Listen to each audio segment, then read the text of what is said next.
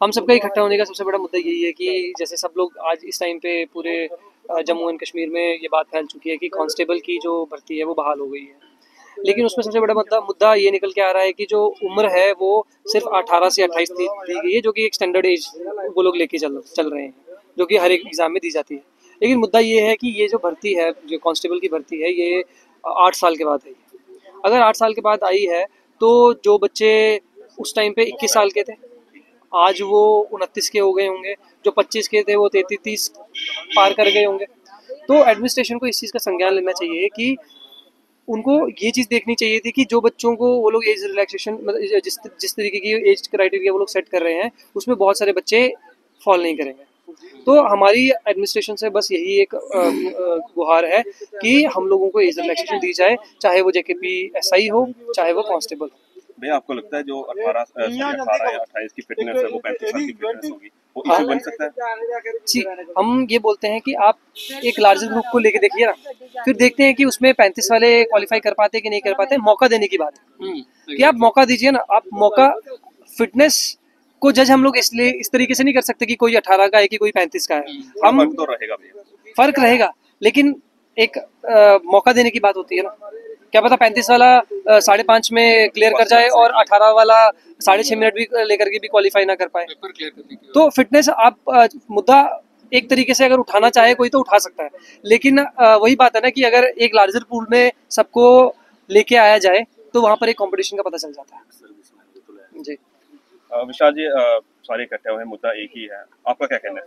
देखो, आप अभी आपने क्वेश्चन पूछा है कि फिटनेस के ऊपर आपने पूछा क्वेश्चन, उसमें एक्समैन सर्विस वाले भी होंगे, बिल्कुल, वो तो रिटायर होके आते हैं, उनकी भी फिटनेस पे फिर सवाल होना चाहिए। उनको तो एज का भी मिलता है, उनका सब कुछ होता है, उनका भी हो जाए। साथ में मैम अभी फॉरेस्टर की रनिंग हुई 25 किलोमीटर होगी, उसमें भी 30+ बच्चे होंगे, 40 साल उम्र होती है उसमें, तो उसमें भी सर फिटनेस का सवाल होना चाहिए। फिर उसमें 25 किलोमीटर भागना है, इसमें 1.6 मीटर भागना है, तो मैम इसमें तो उसमें बहुत जमीन आसमान का अंतर है, ठीक है।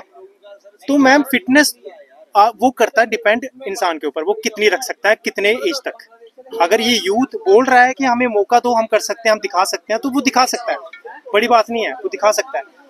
तो मैं यही रिक्वेस्ट करूंगा कि आप एज को फिटनेस से मत कंपेयर करिए। फिटनेस अभी आपने न्यूज़ काफ़ी चैनल देखे होंगे कि कुछ 40-40 साल के लोग होते हैं, जो कुछ आदमी होते हैं कि वो 40 किलो मैराथन लगाते हैं, हाफ फुल मैराथन। तो उसमें एज का कोई वो नहीं है, फिटनेस आप अपने पे डिपेंड है। बाकी रही बात एज रिलैक्सेशन की, तो इनको वो देनी चाहिए। मैं एलजी, हमें पता है एलजी साहब यूथ की बहुत सुनते हैं, हम काफ़ी उनके देखा, वो बहुत सुनते हैं यूथ की, वो हमारी बात सुनेंगे भी, मुझे पता है वो सुनेंगे, वो इस चीज़ को काफ़ी सीरियस होकर भी लेंगे और बात भी करेंगे एडमिनिस्ट्रेशन से इस बारे में। तो मैं उनसे यही गुजारिश करता हूँ, यही रिक्वेस्ट करता हूँ, आप एज रिलैक्सेशन के बारे में सोचें और इस यूथ के बारे में सोचें। ये यूथ बेचारा अभी हम जैसे यूथ जो हम हरी पार्क में आए, मैं अभी लाइब्रेरी में गया था सुबह, वहाँ पे सीधा यहाँ आया हूँ, अपनी सारी पढ़ाई छोड़कर यहाँ पे एज के लिए आया हूँ। कहाँ से बच्चे आए हैं? बच्चे सर कोई डोडा से है, कोई रजौरी से है, कोई कुछ बच्चे श्रीनगर से है, कुछ सारे बच्चे सिमिलर एज के हैं सर, सिमिलर एज के हैं, कुछ सर 30+ भी हैं, कुछ 30+ भी हैं जो कांस्टेबल में। हम यही डिमांड कर रहे हैं कि 35 हम डिमांड करते हैं, बाकी गवर्नमेंट पे डिसाइड है, वो कमेटी बना के कुछ भी जिसमें डिस्कशन करके डीजीपी साहब से, एलजी साहब से, चीफ सेक्रेटरी साहब से, सबसे डिस्कशन करके आप एक एज रखिए जिसपे वो सब बच्चे फॉल कर सकें। आप 35 हम डिमांड कर रहे हैं, बाकी आप पे डिसाइड करते हैं आप कितनी दे सकते हो, उतने पे हम खुश हैं, हम बच सकेंगे फॉर्म की, बच्चा एक फॉर्म लगाए और उसके लिए एलिजिबल हो सके।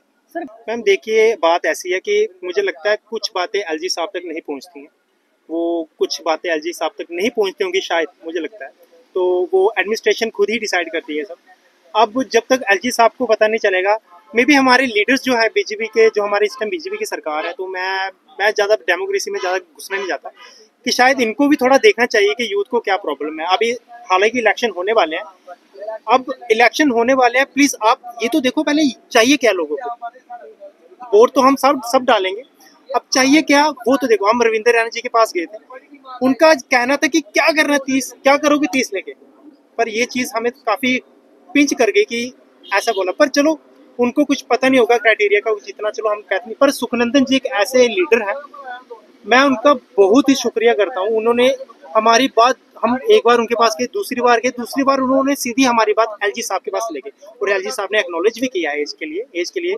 इवन कि फॉरेस्टर की वैकेंसी 2022 में आई थी, उन्होंने फॉरेस्टर का भी मेमोरेंडम लेके एलजी साहब के पास गए थे, तभी फॉरेस्टर का कैलेंडर प्लस वैकेंसी का सब कुछ, अभी एग्जाम होने वाला, उसका रनिंग वगैरह सितंबर में है, वो आने वाली है, वो सब होने वाला है। हम अपने जो जेएनके के लीडर हैं, जो हमारे बीजेपी के लीडर हैं, हम गुलाम अली खटाना साहब से भी कहते हैं, वो भी काफी यूथ की सुनते हैं।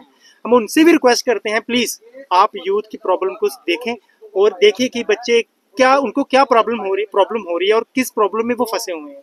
हम फंसे हैं इस टाइम, जो यूथ फंसा हुआ है वो जॉब के ऊपर फंसा हुआ है। लेकिन 900 वैकेंसी निकलता है, लाख फॉर्म लगेगा तो 900 ही, ये हमें भी पता है, सबको पता है। पढ़ा लिखा बंदा बोलेगा तो 900 बाद में कैंसिल भी हो जाती है। नहीं कैंसिल तो वो चलो वो होती हैं, वो कुछ ना कुछ तो होता है उसमें, स्कैम निकलता है, कुछ लगता है, कुछ होते हैं एलिमेंट, वो कोई बात नहीं है, गवर्नमेंट उस पर कर लेती है, गवर्नमेंट उसको संभाल लेती है कोर्ट के थ्रू या किसी के थ्रू। बच्चों का टाइम पर वेस्ट हो जाता है, ये इतना है।